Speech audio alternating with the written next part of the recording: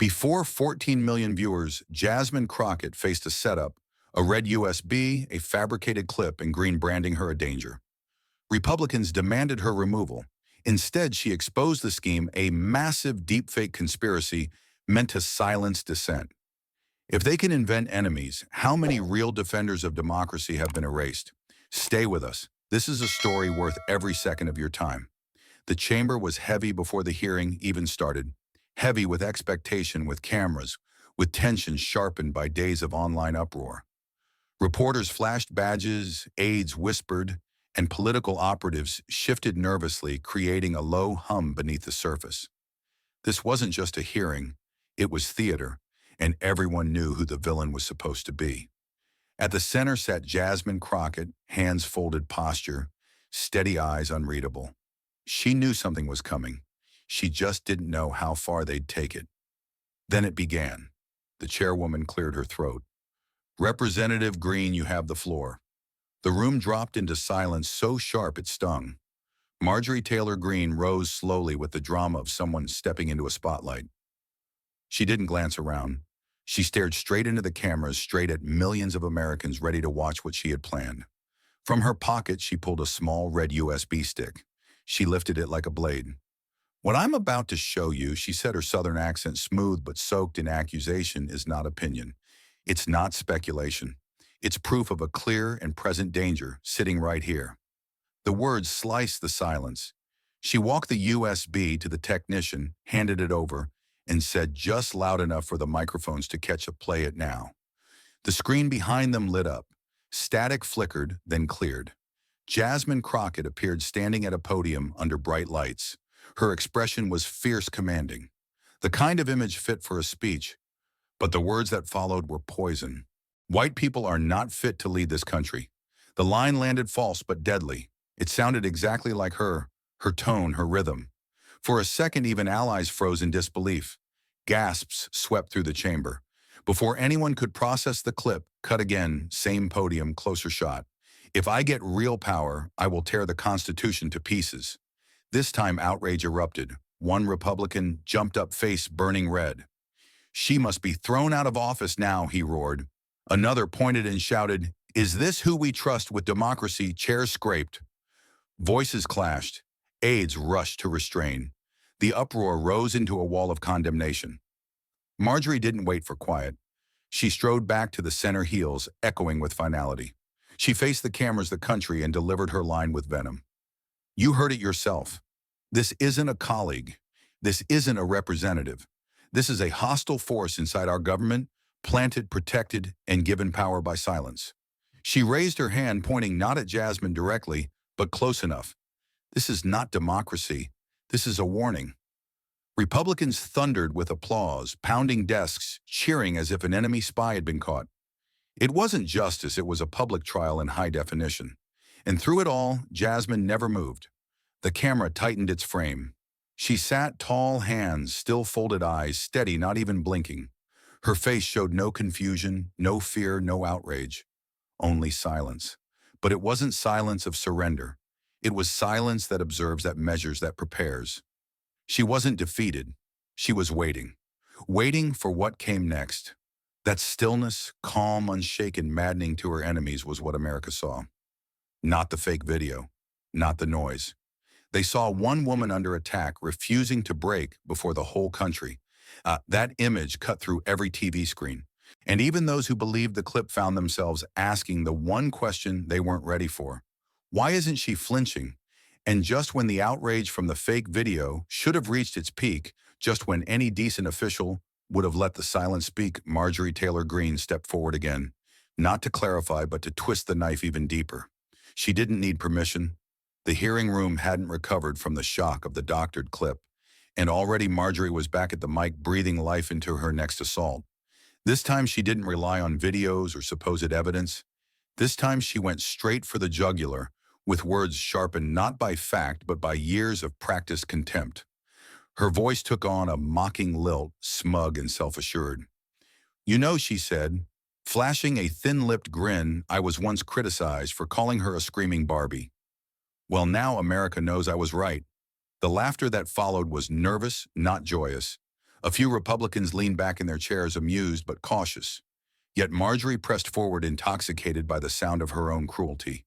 Her eyes locked on Jasmine as if daring her to flinch.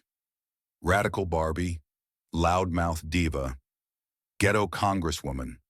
Each phrase landed like a slap, intentional and rehearsed. She dragged the syllables, enunciating every word with theatrical precision, as if she wanted the insults etched into the congressional record. These weren't slips of the tongue. They were calculated character assassinations delivered not in a barroom, but in the halls of American power. There was no objection, no gavel, no chairwoman interruption, just silence. A silence that made every slur echo louder than the last. And in that silence, the difference between criticism and dehumanization became crystal clear. Across the chamber, Jasmine sat unmoved. No gasps, no rebuttal, just her alone at the table, a sealed envelope resting beneath her fingertips like an unopened truth waiting for its time. She didn't touch it, didn't glance down. Her stare remained forward-focused, not on Marjorie, but through her, past her, as if she were watching something far more dangerous than one woman's insults, the slow public unraveling of integrity in real time. Marjorie noticed the envelope, of course. She couldn't resist. She leaned in slightly, her voice thick with mockery. "What's that?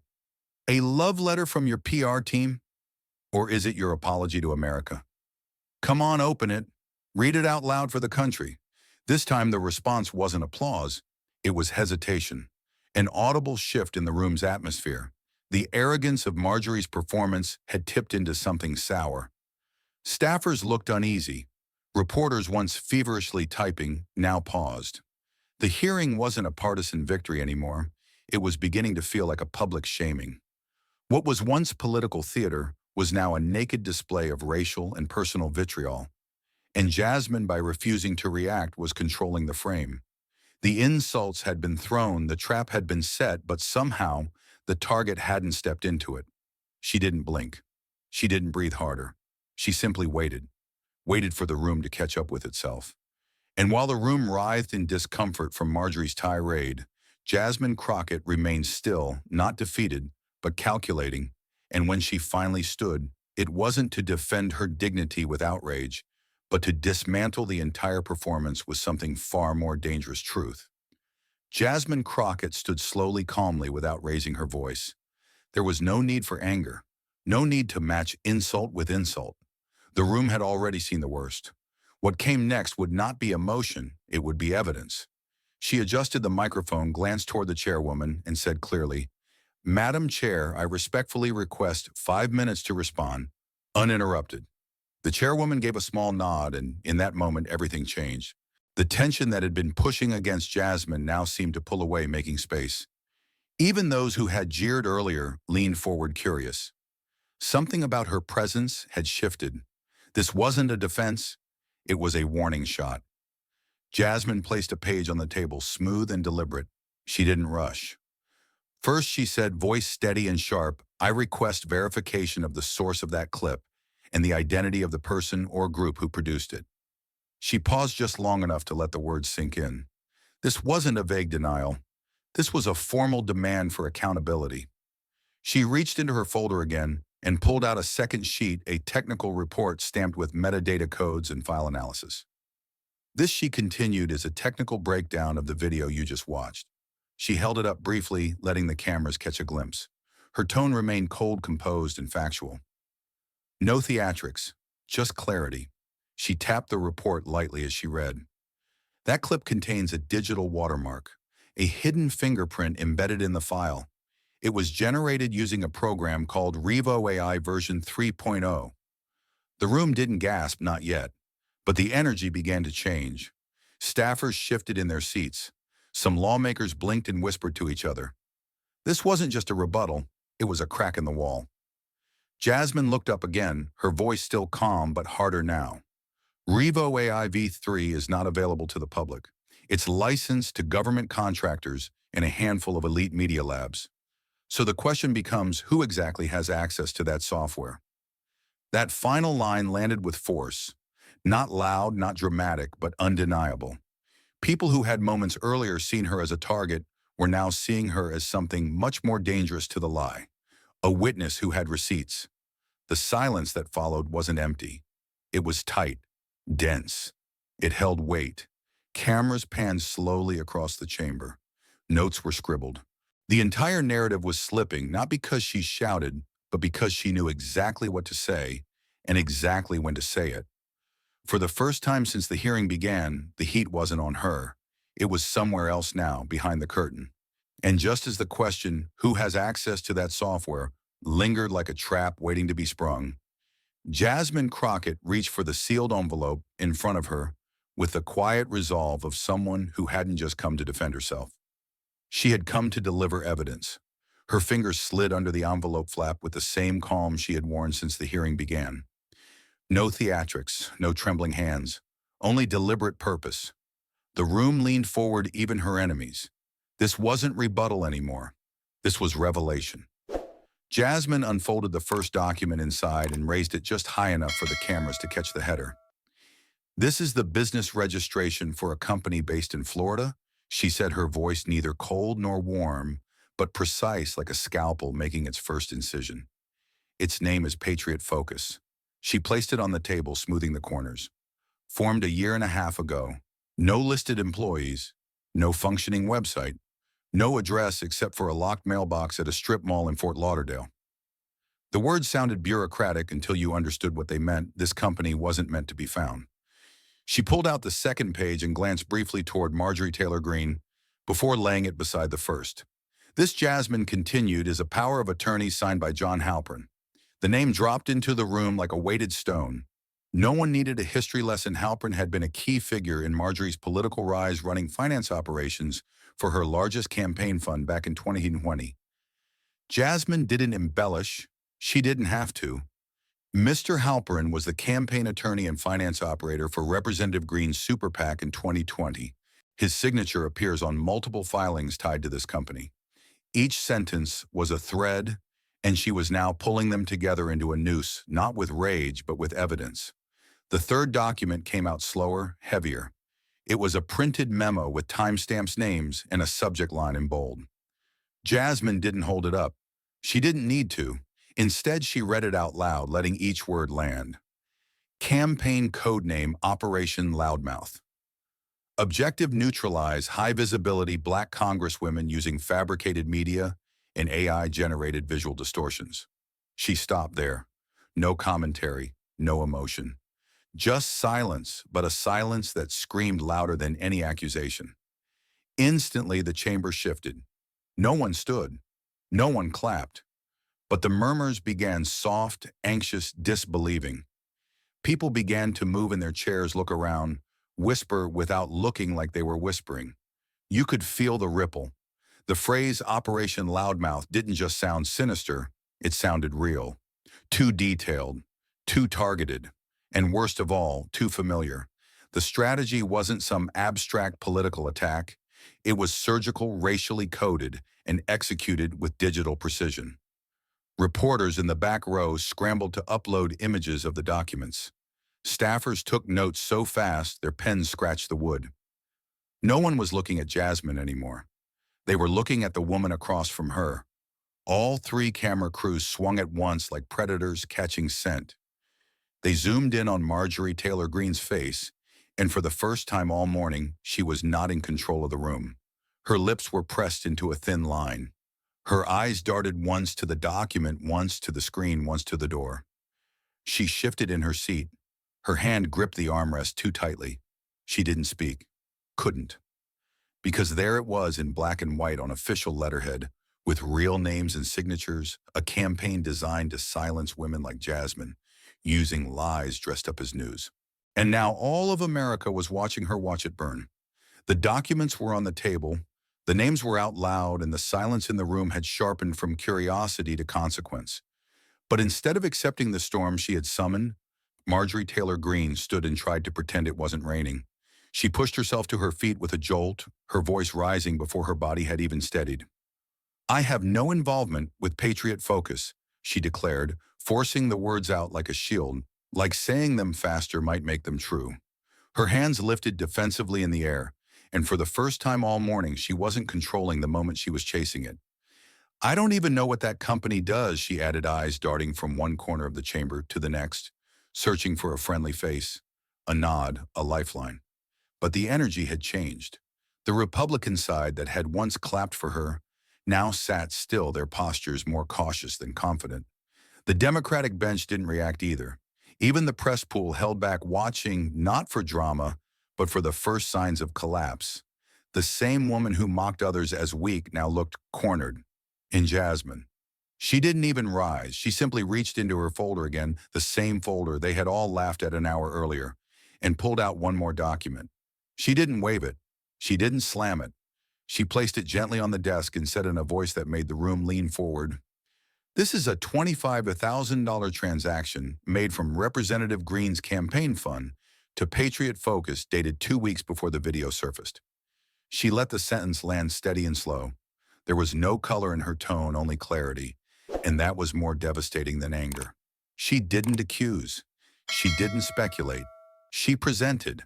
And the weight of that number, $25,000, landed heavier than any insult Marjorie had hurled all morning. It wasn't just a payment. It was a connection. Direct. Documented. Impossible to explain away with sarcasm. And Jasmine wasn't done. From beneath the same folder, she unfolded one final page. This time she didn't need a dramatic buildup. She read it as if it were any other memo because in her hands that simplicity made it more powerful. Her voice remained even. The campaign will be ready before the hearing. Let the loudmouth destroy herself. She paused, then looked up, not at the audience, not at the press, but directly at Marjorie Taylor Greene. Signed, she said plainly, John Halpern. The silence that followed wasn't passive. It was stunned, dense, alive with implications. There were no more laughs, no more smirks, just a room full of people realizing they had seen the setup and now they were watching it unravel. Marjorie didn't answer right away. Her mouth opened slightly as if a defense was forming, but nothing came out. Her hand gripped the back of the chair before her knuckles whitening. She shifted her weight. Her voice, when it returned, had lost its sharp edge. That doesn't mean I... She tried, but the sentence collapsed under its own hesitation. And Jasmine. She didn't respond. She didn't need to. She just sat there perfectly still as the truth did all the speaking. And as the final email landed like a stone against the glass of denial, the chamber hushed again, not with outrage this time, but with dread, because what came next wasn't political, emotional, or even partisan. It was forensic, and it would leave no room to hide. Dr. Rima Iyengar entered the hearing room without hesitation. She wasn't a politician, not a pundit, not a party loyalist. She was the kind of presence that silences a room with credentials alone. A lead researcher at Stanford's Artificial Intelligence Lab, she moved with the quiet certainty of someone whose authority came from science, not headlines. She raised her right hand, took the oath, and sat down before the microphone. Her posture was upright, eyes focused, tone measured. No performative pause, no dramatic flair, just facts waiting to be spoken. "My name is Dr. Rima Iyengar," she began. "I'm a senior researcher at Stanford University's Artificial Intelligence Lab. I specialize in neural speech synthesis and deep learning video generation." There was a faint shuffle in the rows behind her, the tension folding in on itself like tightly packed air. She opened a slim folder, removed one page, and placed it gently on the table in front of her. The clip played earlier today is a deep fake. The room didn't erupt, it froze. The word didn't need translation. It was a sentence, a verdict, and a warning. Dr. Iyengar continued without pause. "Our analysis indicates a voice match rate of 91%, which is high but not perfect. The synchronization between lip movement and audio is off by approximately 230 milliseconds, which is not natural for live speech." She rotated the printed image toward the panel, highlighting the telltale signs. The margins were filled with time codes, waveform charts, and frame-by-frame overlays. Additionally, we pulled metadata from a leaked download, and it shows that the clip was generated 2 days ago using a graphics processing unit registered under a government contractor ID tag. That sentence hung heavier than the last. Jasmine didn't move. She didn't need to. The room was doing it for her. Dr. Iyengar adjusted the microphone slightly, her voice lower now, but even more certain. This clip was not made in someone's basement. It was not a prank. This kind of file with this level of polish, this level of detail cannot be created without funding, without expertise, and most importantly, without access. She paused for the first time, letting her next words arrive with gravity. In my professional opinion, this deep fake could not have been produced without budget and power. And with that, she closed the folder. No closing statement, no dramatic summary, because the facts had spoken clearly enough. The lie had been built meticulously, expensively, and deliberately, and now, piece by piece, it was crumbling in front of everyone who had helped carry it. And just when the truth had carved its way through layers of denial, Jasmine Crockett showed the room that facts alone weren't enough, because sometimes the only way to make someone feel the weight of injustice is to let them wear it. The room hadn't fully recovered from Dr. Iyengar's testimony when the screen lit up again. No announcement, no preamble, just the faint click of a remote in Jasmine's hand. At first, the audience thought it was another replay, same high definition, same congressional podium, same tight framing. But then the voice, clear, unapologetic, confident in a way that was haunting. I personally authorized the Operation Loudmouth campaign. It was time someone shut these radical congresswomen up. The figure speaking was Marjorie Taylor Greene, or at least someone who looked and sounded exactly like her. The delivery was perfect. The cadence matched. The room recoiled, unsure if they had heard right. For a flickering second, no one breathed. Then chaos erupted. Marjorie shot up from her seat as if the chair had caught fire. Her voice, shrill with rage, echoed off the marble walls. "That is a fake. That is not real. That is a deep fake." Her hand jabbed toward the technician like a spear. "Turn that off." Now her eyes darted wildly, searching for someone, anyone to agree with, her to intervene to end the spiral. But the silence she had once weaponized had turned against her. Her protest didn't sound like strength anymore. It sounded like fear, raw, unraveling fear. "This is slander. This is defamation," she shouted. But the chamber didn't move. No allies rose to her defense. No chairman banged the gavel. For the first time all morning, Marjorie Taylor Greene was isolated, not because someone accused her, but because for 10 devastating seconds, she lived what she had forced onto someone else. Jasmine didn't rise. She didn't shout. She didn't have to. She turned toward Marjorie with a calm that felt heavier than rage, and her lips curved into the faintest smile. Then she said, "So, now you know what it feels like to be lied about." 9 words. Quiet but not soft. Forgiving nothing but revealing everything. They didn't accuse. They confirmed. And the room stopped. Not in fear, not in fury, but in realization. The weight of those words didn't fall on just one woman. It landed on every seat in that chamber. And at the back of the Republican aisle, a congressman who had cheered Marjorie hours before slowly nodded. No applause, no comment. Just one slow, quiet nod, the kind a person gives when the performance ends, and all that's left is truth. The impact of Jasmine Crockett's words still lingered like a tremor beneath the chamber floor. A simple truth delivered with the precision of a scalpel. And while the room absorbed its weight, something irreversible began to unfold. Marjorie Taylor Greene wasn't just under fire from the other side anymore. She was being questioned from within. At first, it was barely audible, the shifting of papers, the clearing of throats, a few whispers exchanged between Republican staffers. But then it broke the surface. Congressman Bryce Madsen from Utah, a long-standing conservative and usually loyal voice, leaned forward into his microphone and spoke. His voice was calm but resolute. "Madam Chair," he said, "based on the evidence introduced today, I believe this committee has a responsibility to examine the conduct of Representative Greene's campaign, specifically the use of digitally altered material during an official hearing." The chamber didn't erupt this time. It froze.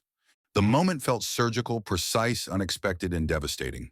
Another Republican, this one from Texas, added, "We have to take this seriously. If these documents are authentic and nothing thus far disputes them, then someone used a fake video to mislead this committee and the American people." The shift was seismic. Marjorie Taylor Greene had once held her party's attention, like a whip, fierce, loud, uncompromising.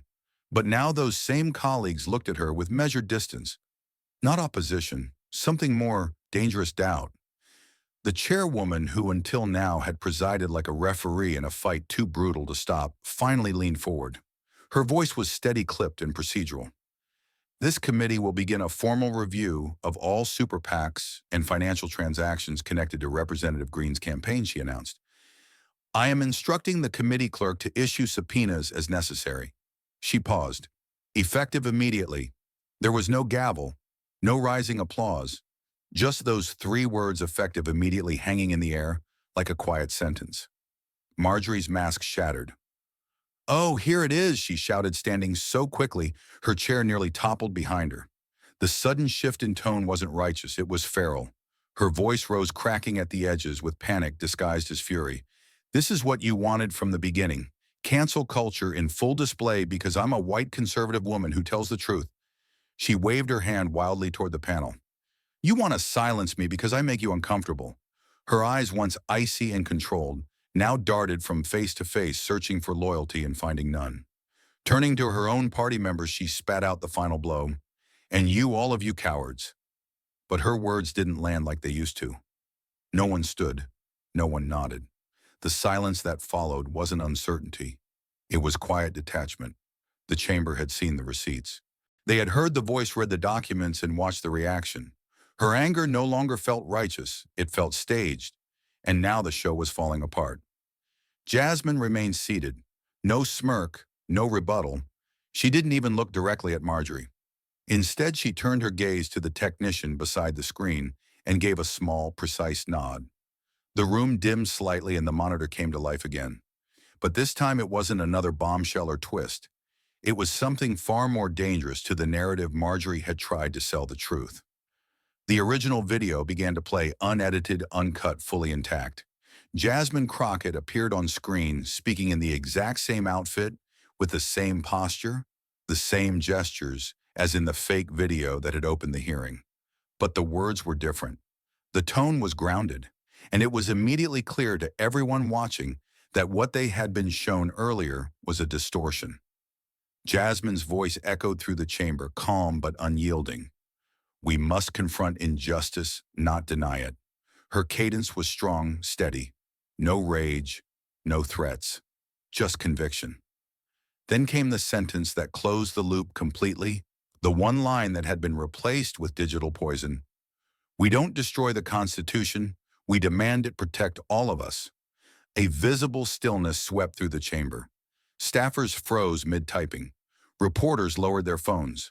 The hearing room, which had been a battleground of interruptions, insults, and raw political theater, had finally gone quiet, not from exhaustion, but recognition. Recognition that a lie had been carefully, maliciously crafted and played in front of the entire country as if it were gospel. Recognition that the target had remained composed, not out of weakness, but because she had trusted that the truth would outlive the noise. And now it had. Marjorie didn't speak. She didn't shout again. Her posture stiffened, hands clenched at her sides as she stared up at the screen. But there was no space left for denial. The room wasn't watching her anymore. They were watching Jasmine, not because she had yelled louder, but because she had endured longer. The irony was razor sharp. The hearing that began as an ambush to destroy Jasmine Crockett's name had morphed into a trial of ethics, and the wrong person was on the stand. The party Marjorie once bent to her will now studied her like a liability. The media, which once followed her outbursts with breathless headlines, now held their pens back, waiting not for sound bites but for accountability. And Jasmine, she said nothing more. She didn't need to. Her silence this time wasn't a defense. It was the closing argument, and the room understood exactly what she meant. As the screen faded to black and the chamber sat suspended between shock and reckoning, Jasmine Crockett did not celebrate. She did not smirk. She did not speak to her critics. Instead, she turned to the only place left where truth couldn't be distorted: the camera. She faced it without blinking the lens, catching the weight in her eyes, not just from the day's battle, but from years of being talked over, edited, erased. There was no sound in the room, not even the shuffle of papers or the scratch of a pen. The entire chamber, packed with lawmakers, aides, and press, had been reduced to pure silence. Her voice cut through it like glass under pressure. They can make a fake Jasmine, but I am here, alive, real, and I cannot be programmed. The sentence wasn't loud. It didn't need to be. Its power came from stillness, from the simple, unshakable presence of a woman who had refused to vanish when it would have been easier to scream. She didn't need to say she'd been targeted. Everyone had seen it. She didn't need to declare she was innocent. The evidence had done that for her. All she needed now was to be seen as she was whole, living, and unfiltered. The silence held.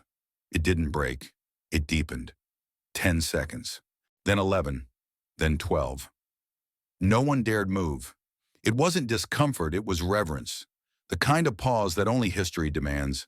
In the gallery, a seasoned reporter known for her cynicism let her pen fall to her lap. Her whisper came soft but firm, just loud enough for the nearest mic to catch history as happening. No one corrected her. No one rolled their eyes. For once, no one in that chamber had anything to add. Then slowly, Jasmine lowered her gaze and reached into a thin folder beside her. She pulled out a single folded piece of paper, old enough to show wear, but carefully protected. It wasn't typed. It wasn't formal. It was handwritten in looping, uneven lines. This, Jasmine said, the silence still holding its breath, is a letter from a 13-year-old girl in Alabama. She looked back at the panel, then back to the audience, as if offering them something fragile. She was suspended from school for speaking during morning announcements about Black Lives Matter. They said she was too loud, disruptive, a problem. She paused as she unfolded the paper, not for effect, but with the care of someone who understood that paper sometimes carries more truth than polished statements ever could. Her fingers flattened the creases gently. She glanced at the first line, then began to read. Her voice didn't rise. It stayed close, grounded, like she wasn't reading to the room, but to the girl herself wherever she was. She wasn't reading for applause. She was reading so a voice once silenced would finally be heard. There were no cameras cutting away, no edits, no interruptions. And in that moment, a chamber built to project power and suppress noise, every head leaned in toward the quietest voice in the room, a voice that refused to be programmed, a truth that refused to be erased. The chamber had gone still, the cameras had faded to black, and Jasmine Crockett's final words had already begun to echo far beyond Capitol Hill. But the real collapse was just beginning, not in silence, not in spectacle, but in consequence. It didn't take long for the walls to crack. By dawn the next morning, major networks were in chaos. Inside Fox News headquarters in Manhattan, a firestorm brewed over one broadcast, the one that aired the fake clip of Jasmine without a single disclaimer. Emails leaked within hours. One producer wrote, "We didn't vet it. We trusted the source. That's on us." Viewers who once rallied behind the network's most aggressive anchors now flooded the phone lines with demands. Some called it recklessness. Others called it betrayal. But the line had been crossed. By 10 a.m., the network's midday host, who had opened his segment by praising the clip as raw truth, resigned on air. He didn't apologize. He walked. And that walk out sent shockwaves through every newsroom in the country. Behind closed doors, anchors debated who would be next. But the public saw something else: disarray. A network long known for message control was losing its grip. Fast. Then came the financial rupture, and this one couldn't be muted by press releases. That same afternoon, the Federal Election Commission received a formal petition from a nonpartisan oversight group demanding a full forensic audit of Marjorie Taylor Greene's campaign finances. The Focus, a series of undisclosed transfers to Patriot Focus LLC, the shadow company named during the hearing, as well as related media firms with vague service descriptions and matching IP metadata. By 3:00 p.m., the Office of Congressional Ethics announced it would be coordinating with outside forensic accountants. It wasn't just a scandal now. It was a paper trail, clear, traceable, and signed. Inside Republican circles, the silence became suffocating. Strategists who once name-dropped Greene as a warrior now avoided her name altogether. "She's nuclear right now," one campaign advisor told The Hill. "There's no coming back from this with donors. Another senior figure in the GOP texted Axios, "She weaponized tech, lied about it, and left us all exposed. But no one dared say it on air, not yet. Not until Congress moved first." And Congress did. At exactly 4:42 p.m., the Bipartisan Technology Oversight Committee convened an emergency closed-door vote. The outcome wasn't leaked, it was announced. A single press release appeared on the committee's website. Effective immediately, Representative Marjorie Taylor Greene has been removed from her position on the Technology Oversight Committee due to a loss of institutional confidence. No apology, no footnote. Just 6 words that landed harder than any scandal: loss of institutional confidence. Those words didn't just mark a political demotion, they marked erasure. In a town that survives on access, influence, and visibility, Greene had just been exiled from the most crucial committee of the decade, one that governed artificial intelligence, deepfake regulation, and future media transparency. She hadn't just lost her weapon, she had been barred from the battlefield. And Jasmine Crockett. She said nothing. No Instagram post, no late-night tweet, no interview circuit. She didn't even release a statement, and yet her presence was everywhere. The image of her seated at the hearing, reading the letter from the 13-year-old girl, hands, calm eyes, focused, truth unshaken, became the photograph that defined a national moment. Time ran it with the headline unedited. The New York Times ran a 2-page spread titled "The Real Jasmine." The Atlantic simply captioned her photo, "Truth Survived." Even the Wall Street Journal, often conservative in tone, placed her on its front page with the line, "In a deepfake era, authenticity just won." News anchors debated whether her silence was strategy or strength. Commentators tried to pin her down as a rising star, a threat, a symbol. But Jasmine never fed the narrative. Her restraint became its own message. After being digitally violated, publicly smeared, and nearly politically erased, she didn't return fire. She didn't claim the spotlight. She just kept doing the work. And that silence, intentional, composed, ironclad, made more noise than anything Marjorie Taylor Greene had ever screamed. Because in a week flooded with spin, fury, and collapse, only one thing remained untouched, uncut, and undeniable: Jasmine Crockett. The real one. The one they couldn't fake. The headlines were still hot, the dust still settling. But even as Marjorie Taylor Greene's empire of noise crumbled, the deeper question echoed louder than ever. Who protects the next voice from being digitally erased? It started with a name. Not a lawsuit, not a headline. Just a name carved in capital letters across a manila folder, carried by Representative Caleb Myers' loudest bill. He stood beneath the Capitol dome with a calm urgency, his fingers curled tightly around the proposal. The press gathered fast, sensing this was more than just damage control. It was the first real legislative heartbeat after the political earthquake sparked by the deep-fake attack on Jasmine Crockett. A storm had exposed a gap in the system. Now someone was trying to close it. Myers wasn't flashy. He didn't write on media cycles or cable news panels. But his voice cut clear through the cameras. What we saw last week was not opposition. It was sabotage. And what nearly happened to Congresswoman Crockett, what did happen, can happen to anyone. The loudest bill makes sure it won't happen again. The words landed like a gavel. He didn't mention Greene. He didn't need to. The title itself was a direct echo of the weapon once used to humiliate Jasmine Loudmouth, the insult that had become central to a national disgrace. The bill itself was precise, surgical in its language. It required that any media containing synthetic voices, altered facial movement, or generated likenesses in political messaging must be explicitly labeled with watermark technology traceable by federal verification systems. Platforms that broadcast such media without disclosures would face fines, and individuals or campaigns that use such media with intent to defame could be charged under new felony statutes. It was no longer enough to call fake videos misleading. Now they would be criminal. And for the first time in history, AI deception had a counterpunch written into law. As Myers concluded, reporters pivoted with speed. Microphones shifted. All eyes turned to the woman standing beside him, silent but steady in a white suit, the same one she wore during the hearing that had exposed the scandal. Jasmine Crockett didn't flinch. She didn't perform. But when asked if she would co-sponsor the bill, her name, after all, was the ghost that haunted every word of it. She stepped forward, her tone razor-sharp and heartbreakingly human. "I don't need a law named after me. I need a law that protects the next person who can't sit in this chair with this mic and defend themselves when someone turns them into a lie." The words were simple, but in that still moment they sounded like thunder.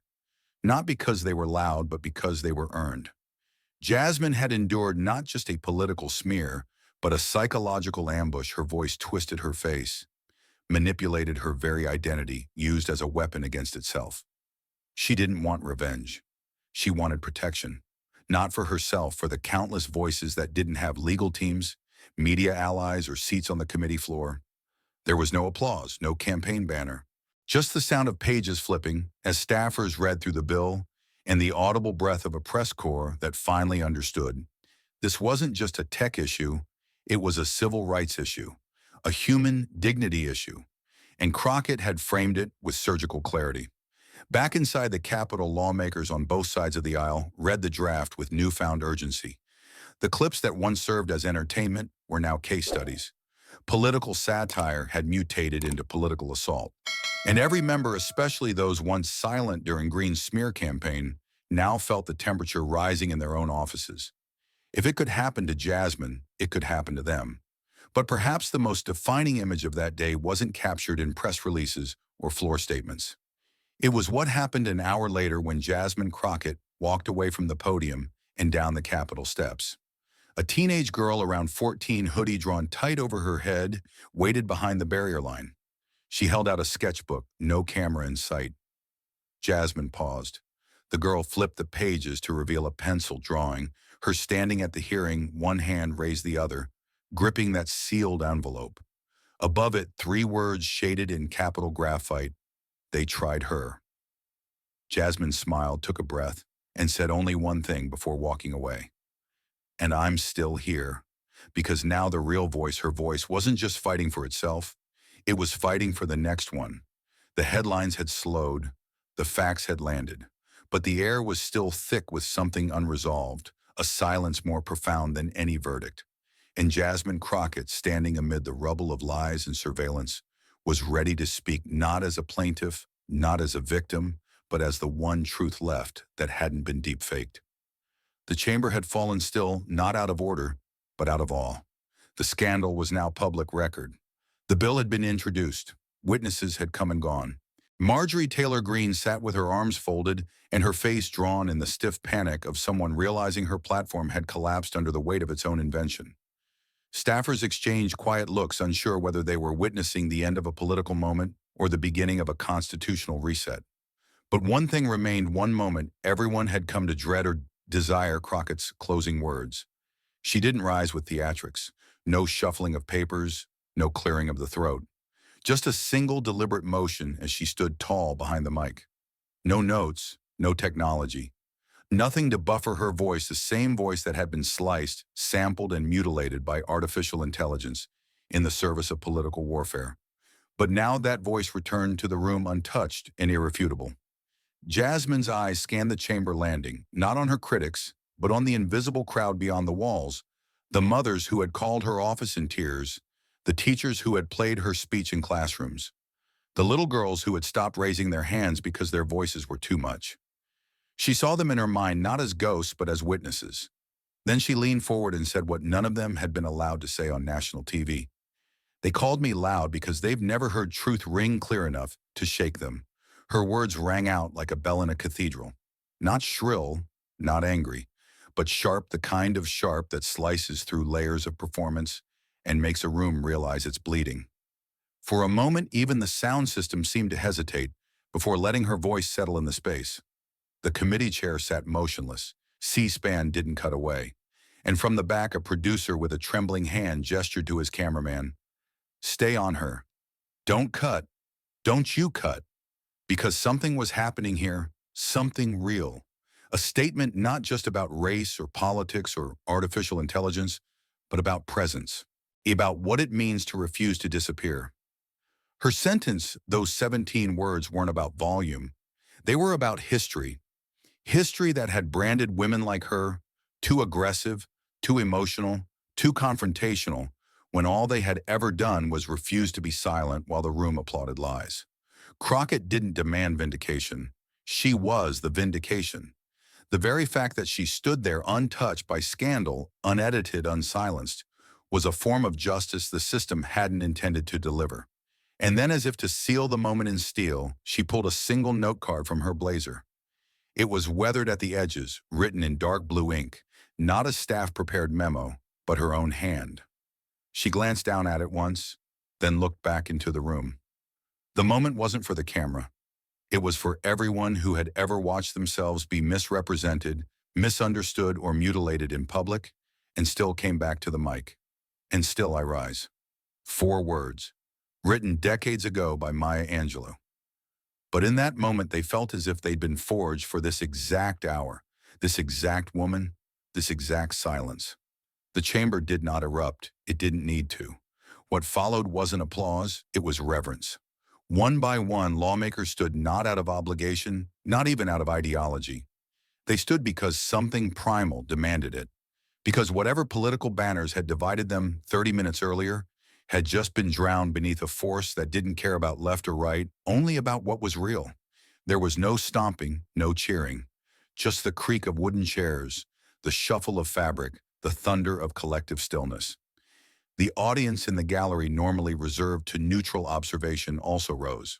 A woman in the back wiped a tear she didn't realize had fallen. A young staffer next to her instinctively turned off his phone. Even members of the press trained to stay behind their lenses lowered their cameras for a breath and simply watched. Marjorie Taylor Greene did not stand. Her knuckles gripped the edge of her table. Her eyes flicked between the standing room and the glowing exit sign. She looked like someone whose volume had finally been muted, not by opposition, but by consequence. Jasmine Crockett didn't bask. She didn't nod. She didn't even smile. She just looked ahead, a stillness carved in stone. She had fought her way through doctored footage, public humiliation, racial slurs dressed as policy attacks, and the full weight of a media engine that wanted her erased. But here she was, not elevated by algorithms or optics, but by unbreakable reality. She didn't need to say anything more. That's the thing about truth, it doesn't over-explain. It lands once, and the echo carries it the rest of the way. As she turned from the microphone, the camera stayed trained on her. Not for drama, but because in a world trying to clone, sculpt, and script Black women into digestible shadows, she had just redefined what it meant to be real. One speech, one sentence. And a silence so loud it broke the fourth wall of America's deepest lie, that power belongs only to those who control the narrative. No, that morning the narrative slipped from their hands and into hers. They called me loud, and still I rise. And not a single soul in that chamber, not even the ones who built the lie, could deny that they were now standing in the presence of something louder than politics, louder than code, louder than fear itself. They were standing in the presence of truth, spoken by the very voice they tried to erase. And the world was finally listening.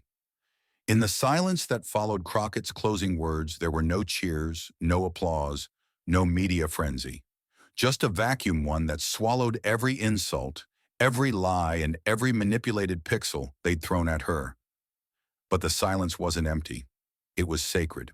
And in that stillness, Jasmine Crockett rose from her seat and walked not away from the moment, but directly into its immortal core.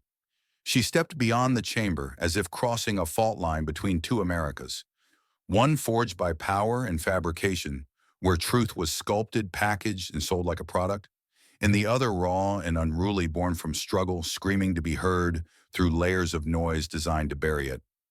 Jasmine didn't speak. She didn't smile. Her face was carved from restraint from decades of women like her, forced to fight battles they never started and win them without ever breaking decorum. As she moved down the hallway, the cameras stayed back, almost respectful now, as if the lens understood that some moments couldn't be narrated, only witnessed. Her figure cut through the gold-tinged light like a verdict. Members of the press, once thirsty for controversy, stood aside in quiet awe. Staffers paused mid-text. Janitors leaned silently on their mops. The building, a place known for performative noise, had finally gone quiet. And in that solemn walk, Jasmine wasn't just a survivor of a digital attack. She became the embodiment of a new reckoning. Her heels echoed down the corridor, each click a reminder.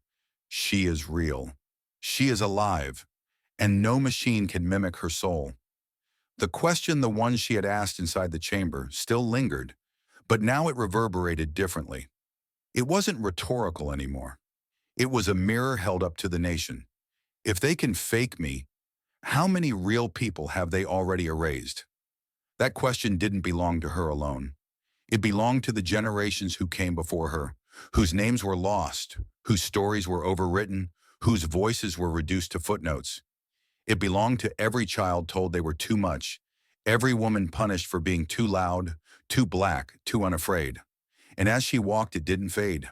It grew louder in the silence, in the stillness, in the unmistakable weight of truth, finally spoken without apology. Jasmine paused for a moment beside a wall of portraits, men mostly white, mostly forgotten. Their painted eyes seemed to follow her, but they did not intimidate. They were relics. She was real. Her presence wasn't symbolic. It was defiant. Behind her, the political theater crumbled. Marjorie Taylor Greene was no longer trending. She was unraveling. News anchors began rewriting their scripts in real time. Headlines that once declared Congress in chaos now whispered history in motion. Lobbyists rechecked their alliances. Super PACs reviewed their footage. And America, for once, had to reckon with the fact that truth no longer came wrapped in polished speeches or campaign slogans. Sometimes it came in the form of a woman walking alone, refusing to be silenced. The cameras caught her from behind a wide, steady shot. No tracking, no edits. Just her silhouette framed in the golden afternoon glow of Capitol Hill. It was the kind of image that didn't need narration, the kind that burned into memory without explanation, the kind that teachers would someday show in classrooms when asked, what does integrity look like under siege? And in that image, Jasmine Crockett didn't wave to the press. She didn't break her stride. She didn't pause for dramatic effect, because this wasn't about performance. This was about permanence. She was not trying to go viral. She was trying to survive and help others survive with her. In her hand, she held nothing but the folders she had walked in with. Not one document was dramatic. Not one prop was staged. No tweet was crafted, no hashtag queued.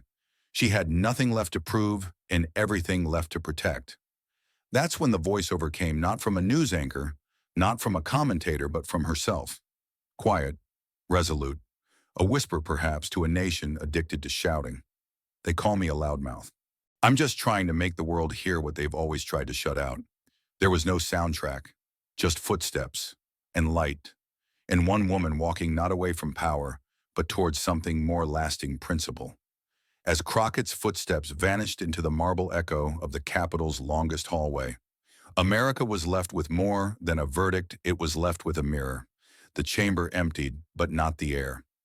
Something heavier than politics lingered in that room, something that smelled like truth freshly dug up from under decades of silence. Across the country, the screens faded to black. But in living rooms, on subway monitors, on cell phones held tightly in the trembling hands of teenagers and elders alike, the final image remained frozen. A single black woman walking alone under skylight, her shoulders straight, her truth uncompromised. It wasn't about a political win anymore. It was about something deeper, something older, something nobody could edit, cut, or deepfake away. Because in a nation built on noise, her voice had been treated like an error in the system. Too raw, too forceful, too alive. But Jasmine Crockett had weaponized that very noise. She'd turned their insults into indictments, their sabotage into structure. She took the slur loudmouth and made it mean survivor. She showed that what they called aggression was defense, what they called attitude was legacy, and what they called too much was exactly the amount needed to survive a country that still wanted its black women either silent or gone. But Crockett had never asked to be symbolic. She didn't come into that hearing to become history. She came because someone lied, because someone looked at her face, her voice, her story, and decided it was expendable, that it could be copied, twisted, and burned into a weapon against herself, that her very selfhood could be turned against her in HD with subtitles and fake fury. They didn't just try to destroy her, they tried to erase her and replace her with an algorithm. And still, she rose, but the moral wound ran deeper than her name. The real question hung in the air, unanswered, unavoidable. If they can fake me, how many real people have already been erased? That question had no timestamp. It stretched backward through every classroom where black girls were called disruptive for raising their hands, through every police report rewritten to justify a body on the asphalt, through every resume tossed because of the name at the top, through every surveillance clip missing 10 seconds before the punch landed, through every single time America demanded its marginalized to explain not their achievements but their right to exist. What Jasmine Crockett exposed wasn't just a cybercrime, it was a digital mutation of an old American sin, the ability to redefine the oppressed in the image of the oppressor and then blame them for how they look. They didn't invent that in a lab in Florida. They just found a faster way to do it. When Marjorie Taylor Greene clicked that USB, she wasn't just showing a fake video, she was showing how far people would go to preserve power. They didn't want Crockett out because she was wrong. They wanted her out because she was proof that the old guard was failing. She was unbought, unshaped, unapologetic. The kind of person who, once you hear her speak, makes the comfortable start sweating. So they did what systems always do, try to fracture the mirror before the truth reflects back. But the human spirit isn't binary. You can't program integrity. And for every lie they coded into that deep fake, Crockett delivered something they couldn't mimic: memory, legacy, pain. That's what the little girl's letter was about. Not just the note, but the idea behind it that someone still so young could already be told you're too loud. That the burden of being heard had already been placed on her like a collar. That speaking up for Black Lives Matter at age 13 was enough to label her as a problem in a country that taught her to recite the Pledge of Allegiance 5 days a week. What Crockett read aloud wasn't just a letter, it was a prophecy. And in her voice you could hear the chorus of generations who were taught to be quiet, then punished when they finally spoke. So when Jasmine said, "They can make a fake Jasmine, but I'm here alive, real, and I can't be programmed," the silence that followed wasn't just about shock, it was mourning. Mourning for every voice that didn't make it to that mic. Mourning for every person whose humanity had been edited into propaganda. Mourning for the ones who weren't filmed, who weren't believed, who had no proof of their truth except their trauma. The fight wasn't over a clip. It was over the right to define your own voice before someone else sells it. In that 15 seconds of live silence, the world wasn't watching politics. It was watching a reckoning. Crockett didn't have to scream. She didn't need a gavel. Her presence alone against an empire of noise and lies was enough to shake the floor. It wasn't just a black woman fighting back. It was a system being told for the first time on record, "You do not get to narrate my existence." She didn't throw her power. She wielded it like a scalpel, clean, deliberate, and devastating. And when the walls of Green's story began to crack, it wasn't from volume, it was from precision. And that's the lesson history will remember. That dignity is louder than deception. That truth, real, lived, unedited, always takes longer to surface. But when it does, it doesn't ask for applause. It demands accountability. And as the camera panned to Jasmine Crockett one last time, the audience didn't stand for victory. They stood because they had just seen something real in a world where everything else had become simulation. She didn't need the last word. She left the last question, and she walked out not as a hero, but as a warning to every system that builds its legacy on silence. Loudmouths don't break the country. They just break the programming. But Crockett's story wasn't meant to end in silence. It was built to ignite something louder than applause action. This isn't just a moment to remember. It's a line in the sand. If they can fabricate a voice and sell it as truth, if they can digitally assassinate character and dignity with a few lines of code, then no one is safe from erasure. Jasmine Crockett stood in that chamber, not to be admired, but to be answered.